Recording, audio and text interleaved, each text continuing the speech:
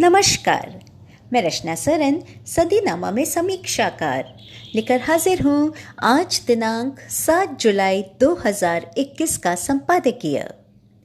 ब्रह्म जानाति ब्रह्मणः अर्थात जिसने ब्रह्म को जान लिया, अर्थात जिसने परम ज्ञान की प्राप्ति कर ली, वही ब्राह्मण है। जन्म से सभी क्षुद्र हैं।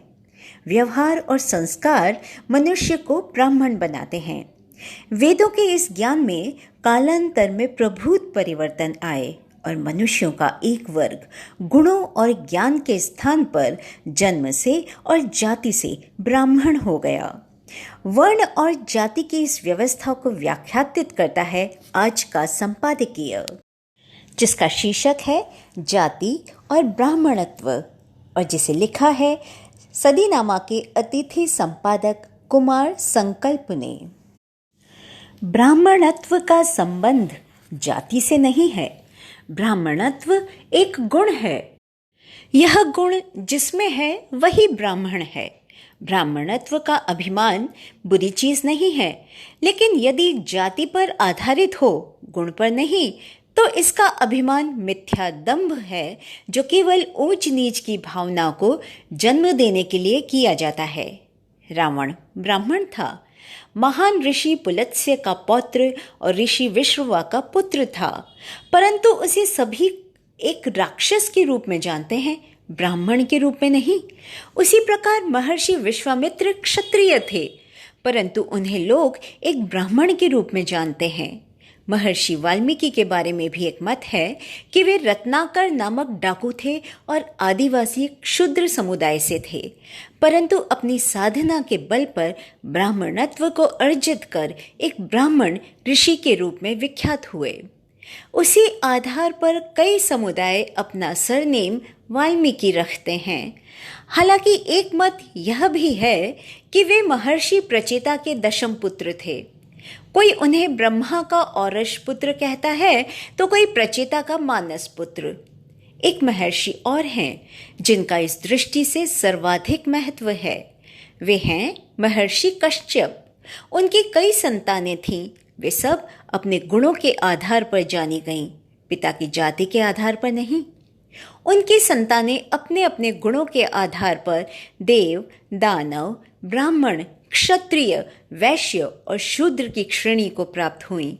हालांकि इस विभाजन का आधार कुछ लोग इनकी माताओं को मानते हैं, परंतु ब्राह्मण पिता की संतान यदि ब्राह्मण नहीं कहला सकती तो क्षत्रिय माता की संतान क्षत्रिय कैसे कहलाएगी? अतः माता का आधार लेकर जातिवाद के पक्ष में कुतर्क गढ़ना उचित नहीं है। अतः महर्षि कश्यप की संतानों की पहचान उनकी माताओं के आधार पर न होकर गुणों के आधार पर है।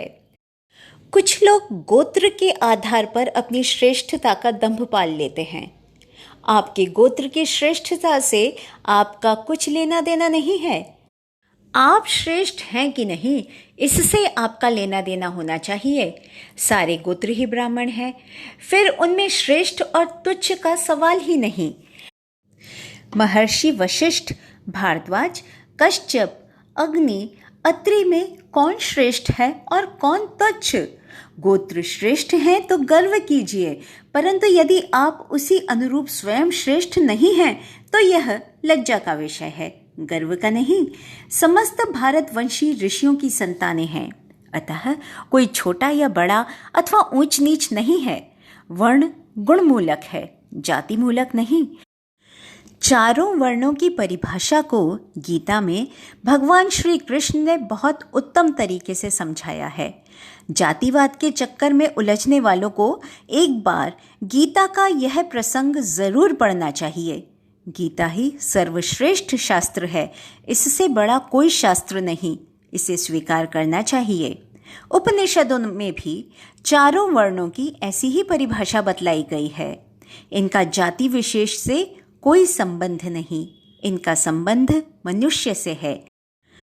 जो सत्व गुण में स्थित है, ब्रह्म को जानने वाला है, जो भक्ति योग में स्थित हो चुका है, वही ब्राह्मण है। जो भक्ति योग में स्थित होने के लिए संघर्षरत है, युद्धरत है, वही क्षत्रिय है।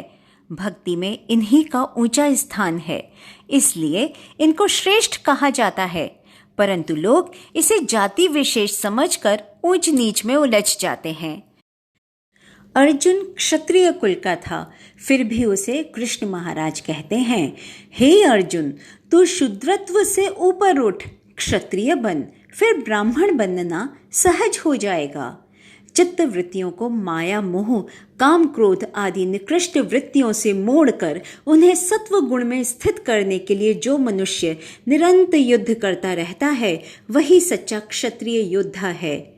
जिसकी चित्त वृत्ति मोह, लोभ, काम, मद, आलस, निद्रा आदि का गुलाम है, वही क्षूद्र है। वह जाति से चाहे बाबाजी हो या राजपूत, इसका इस ब्राह्मण और क्षत्रिय से कोई संबंध नहीं। यह भक्ति के क्षेत्र में गुण पर आधारित कोटियां हैं। आप अपने गुण के आधार पर खुद तय करें कि आप क्या हैं, जाति के आधार पर नहीं। यही वैदिक परंपरा है, यही आर्य परंपरा है, यही भारतीय परंपरा है। आमीन। अतिथि संपादक कुमार संकल्प, 7 जुलाई 2021। तो दोस्तों, ये था आज का संपादकीय। कल फिर एक नए विषय पर नए संपादकीय के साथ फिर से उपस्थित होंगे। तब तक के लिए नमस्कार।